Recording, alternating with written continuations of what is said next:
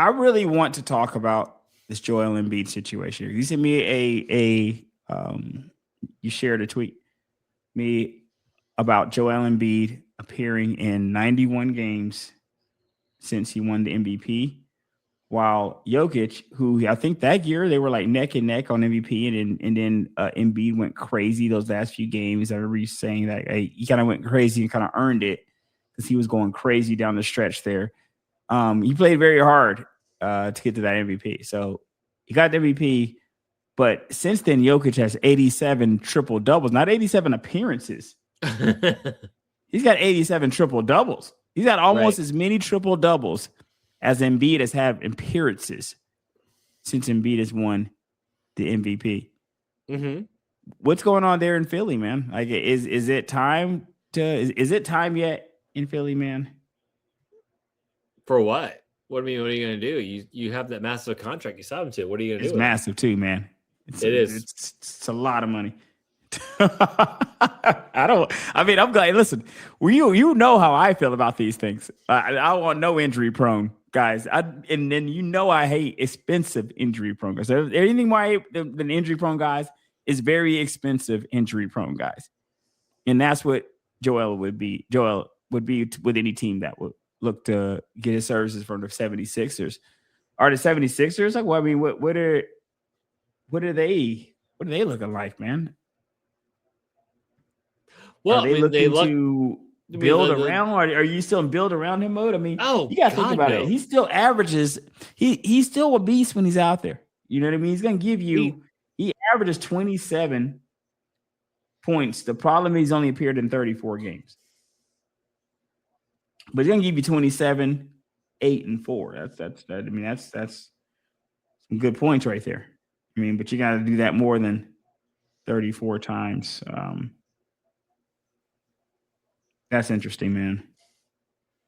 That's interesting. Well, they lucked out, right? They lucked out with their draft picks, right? They've got their 2 guards, so you got that for you. But you're kind of stuck with the contract that you give them.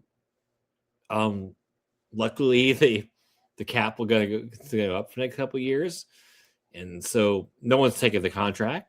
And I mean, good thing you landed on the draft. You have the rookie contract for the next couple of years, and by the time, hopefully, when you have to resign your rookie, he's gone. So then you can, because you have a good team. But with Joel, it's just it's one of those things. It's almost like the Trae Young thing. You were hoping it's going to happen. It just never happened. He's a great player, man. Like, he is. It's.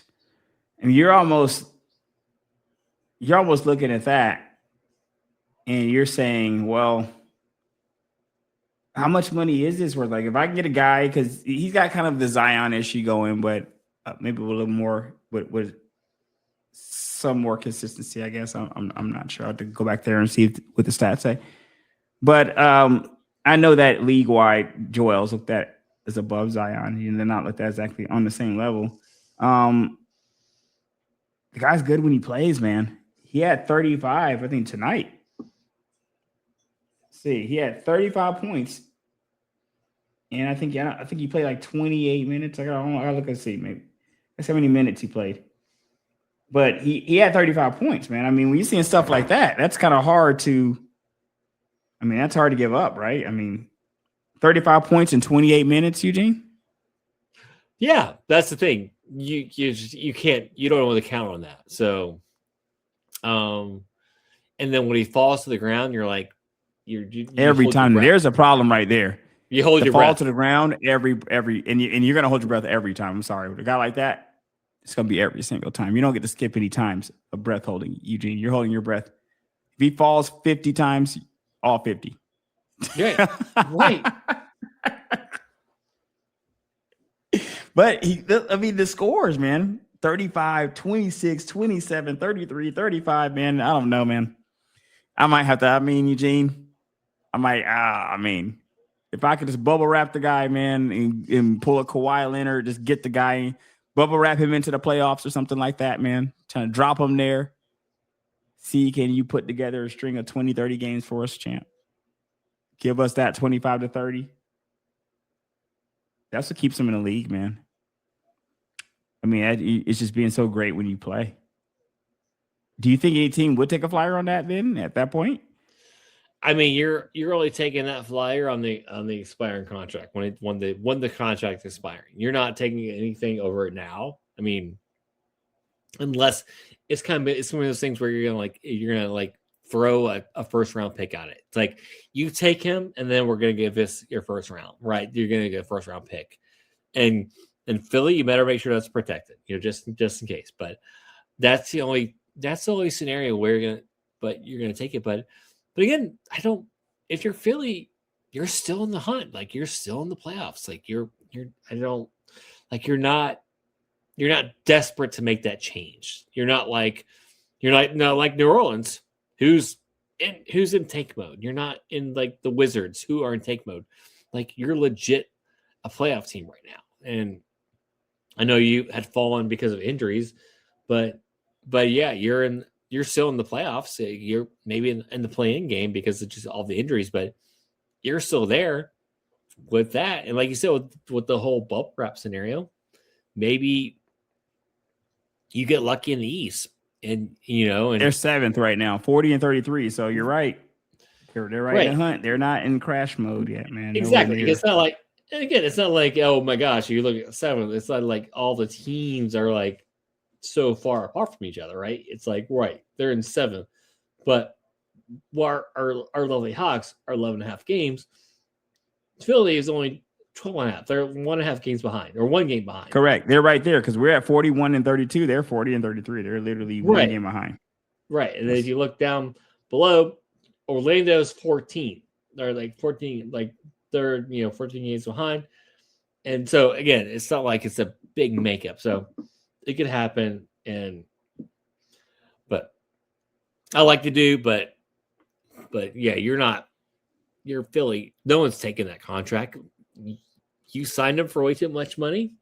You did it to yourself, dude. You're on your own.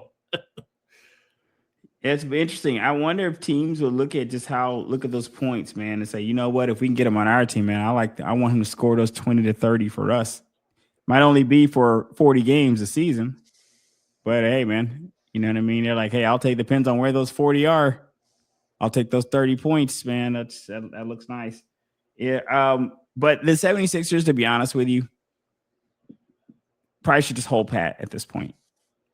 They probably should hold pat. I mean, and just keep playing. Just keep the band together right now, because what else are you going to do? We got Paul George's. I think that contract's worse, in my opinion. Oh, that's Paul pretty George bad. contract, but he came back and did pretty good tonight too, as well.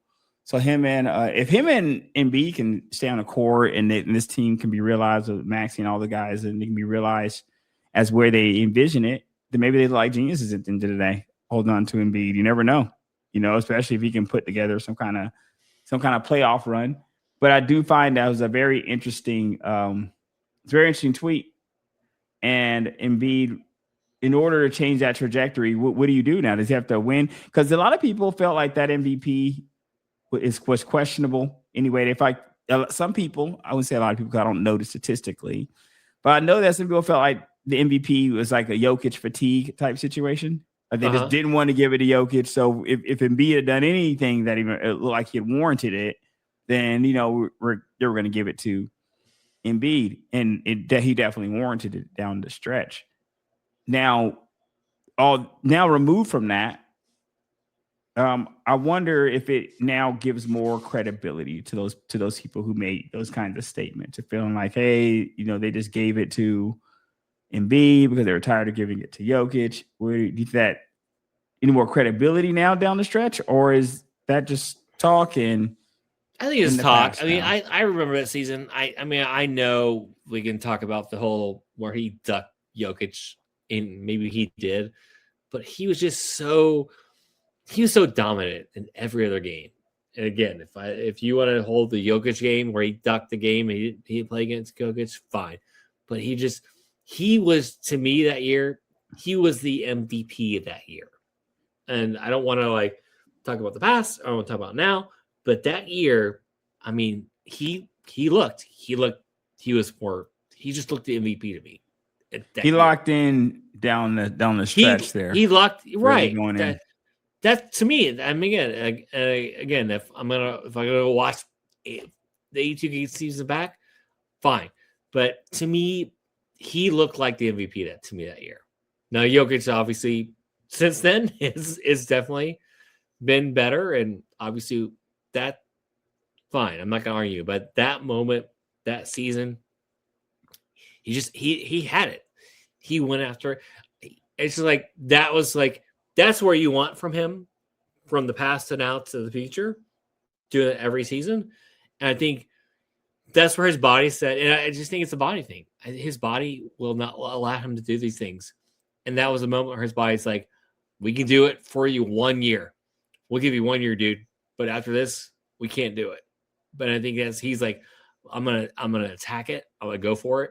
And I think he did it. And his body is like, cool, we're done. You can't do it anymore, dude.